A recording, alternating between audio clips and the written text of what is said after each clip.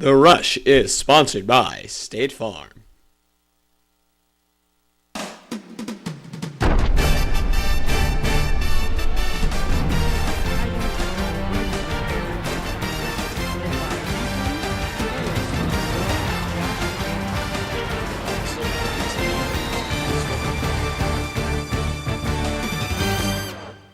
Welcome to this week's edition of The Rush. I'm Danny Fry. In this episode, we bring you playoff football highlights against the Marion Wildcats and also a season review of the soccer team.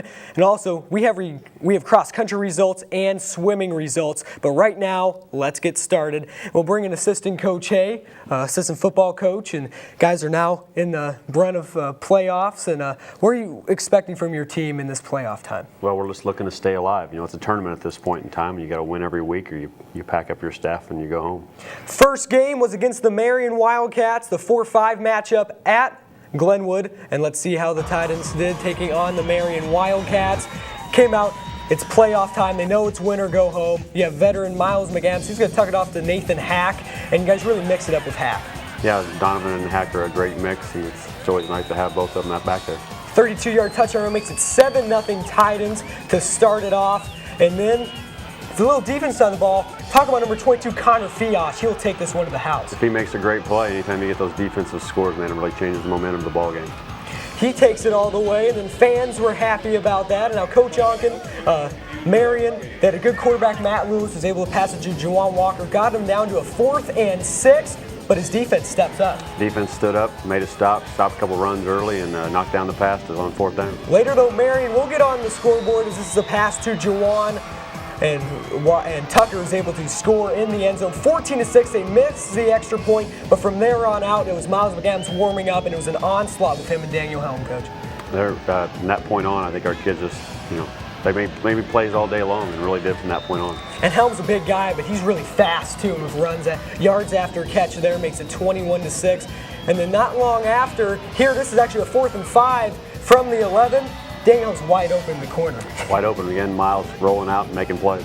Yeah, able to keep the play alive. Helm's like, okay, I'll just take it wide open. And here on defense again, out of nowhere, number 80, Tyler Brakeman. He's going to take this one inside the 10. It's nice to see the D starting to really make some plays. We're hoping to continue that this week. Yeah, keep up with, we'll talk about Jerseyville's quarterback. It's going to be key to stop him, celebrating with number 55, Nick Courtney, on the sideline. And then falling back, talk about Brian Hobby. He's really stepped up as a tight end opposite Helm. Yeah, you want to lock in on 6'6" Helm. You better look on the other side. You'll have another one right there. 35-6. At that point, it was 35-12 at halftime. Here, towards the end of the game, Daniel Helm. It's like running against a brick wall. That was number 4, Brand Hill. Defense getting physical. Gotta like that. On Marion, 59-24. Helm, 2 touchdown receptions. McAdams, 4 touchdowns and an interception. Yeah, that guy's rolling, and Connor's been waiting. I've been waiting for Connor to come out and have a breakout game, and I think he did today. And we got to make some adjustments with him and Brink. We get Brink back over to the strong side and get Fee back over to the weak side, and I think we'll be in good shape. A little because they kept hitting that post, and so I dropped a little more, and I saw him going airborne. I'm like, oh, quarterback just laid him out. So I was just like, I got this. This week in practice, we just got to work a lot harder. Make sure we figure out their offense. Hey,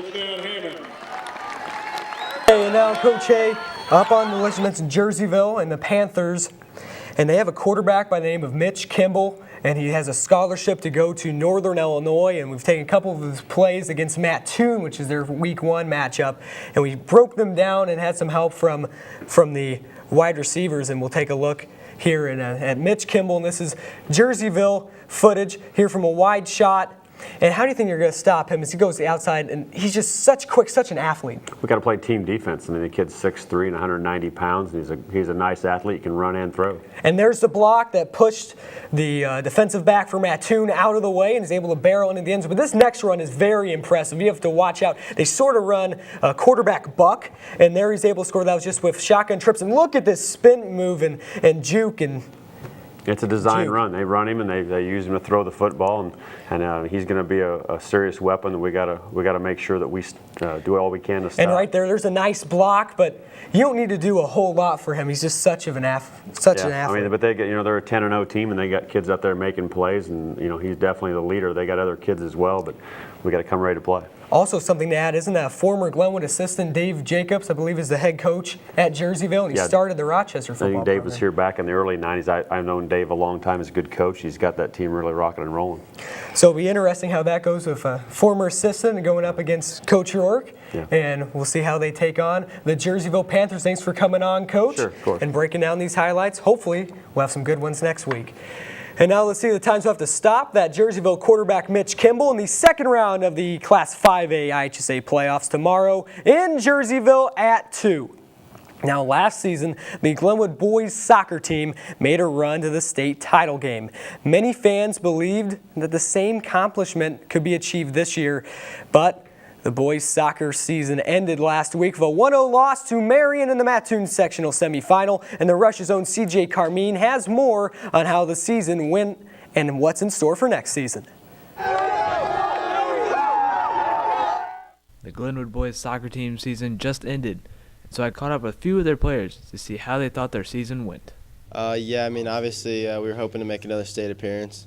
But it was a good year. We had a very good regular season. I think we grew a lot. I think we had a lot of guys that were first-year varsity players, and so it's going to benefit those guys returning next year. And I think even some of our seniors really their first year of getting a lot of action, and they did well. I also asked the seniors how much they'll miss playing at Glenwood. I mean, it was awesome. We had a great student and community support, and it was a very fun 4 years. Yeah, being a senior, it's nothing better than that. So. Those guys are great. Worked hard, just by example. Not so much vocal leadership, but the whole group really came to play and practice every day. And real good personalities, fun guys to be around. So we're going to miss those guys a lot. Even though the class of 13 is leaving, the underclassmen this year will be stepping up and filling their shoes. And we'll have several guys come back next year as seniors that have played varsity for 3, some 4 years. So we're going to lean on those guys. And JV programs had excellent seasons. So we're looking forward to next year. For The Rush, I'm CJ Carmine. It's time for our first commercial break of the show, but stay tuned for results from cross country and swimming, along with Eric's Pigskin Picks. Stay right there.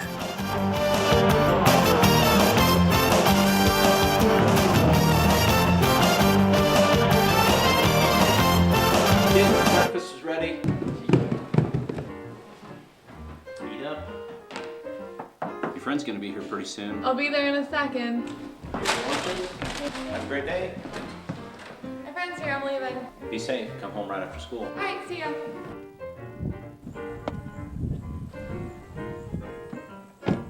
Wow, your dads are really looking out for you. That's not my dad. That's my family's financial advisor, Mr. Sullivan. Sullivan Financial, looking out for your investments and your family.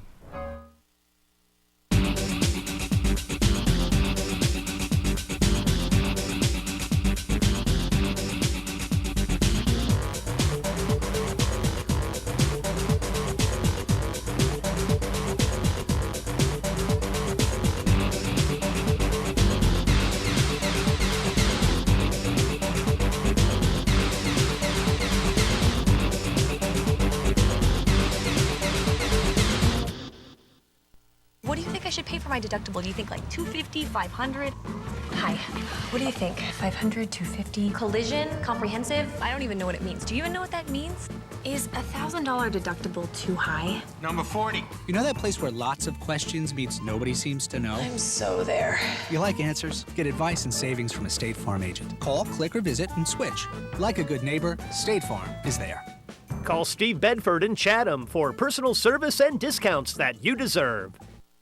The Glenwood girls swimming season is hitting its final stretch as last week the girls competed at the CS8 meet at Eisenhower Pool. Let's take a look at the team standings.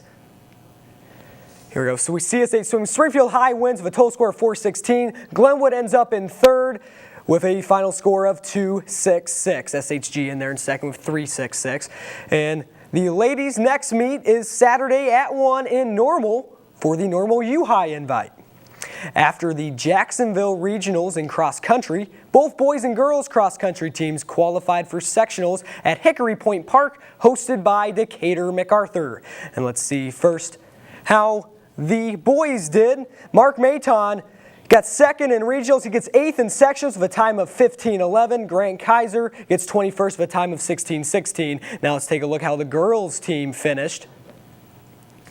Lindsey Rogers getting second place, 18:32, and in 9th place, Cassie Garner with a time of 19 flat. The girls team finished first out of the sectional, qualified first out of the sectional. The boys finished third, but they all qualified for the state meet at Detweiler Park in Peoria this weekend. Good luck, guys. It's now time for the Rush's very own Swami, Eric Burklow, to pick this weekend's NFL games. He also has a fantasy player to watch. Eric, take it away.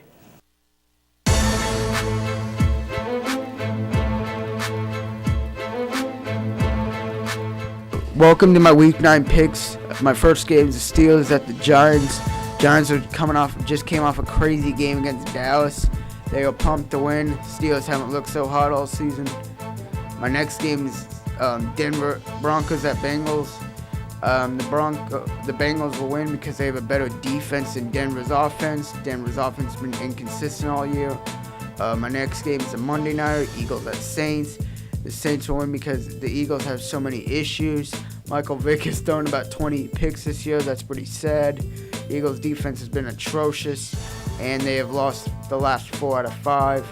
In my upset, I got the Bears losing to the Titans. Chicago looked horrible last week. Titans are frustrated because of a close loss to the Colts. They're going to use this build-up frustration to win.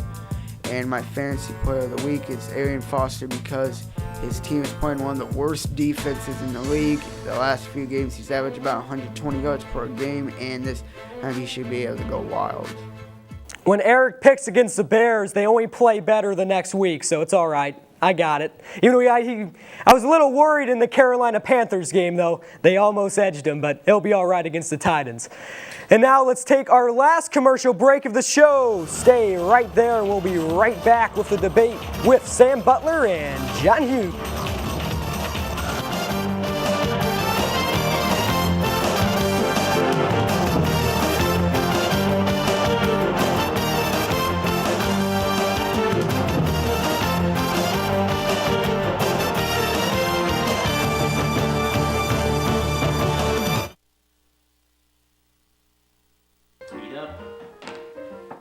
Friend's gonna be here pretty soon. I'll be there in a second.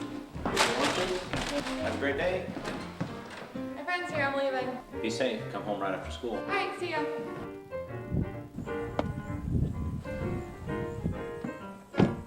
Wow, your dad's really looking out for you.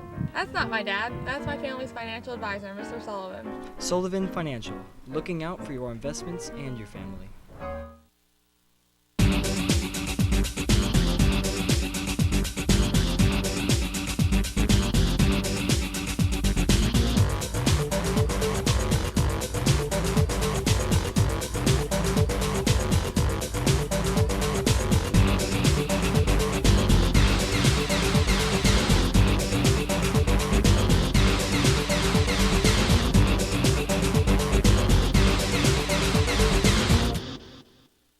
What do you think I should pay for my deductible? Do you think like $250, $500? Hi, what do you think? $500, $250? Collision? Comprehensive? I don't even know what it means. Do you even know what that means? Is $1,000 deductible too high? Number 40. You know that place where lots of questions meets nobody seems to know? I'm so there. If you like answers, get advice and savings from a State Farm agent. Call, click, or visit and switch. Like a good neighbor, State Farm is there. Call Steve Bedford in Chatham for personal service and discounts that you deserve. I'm there. When life changes, State Farm is there to help you plan ahead and protect what matters most. Talk to an agent today. Like a good neighbor, State Farm is there. Call Steve Bedford in Chatham for personal service and discounts that you deserve.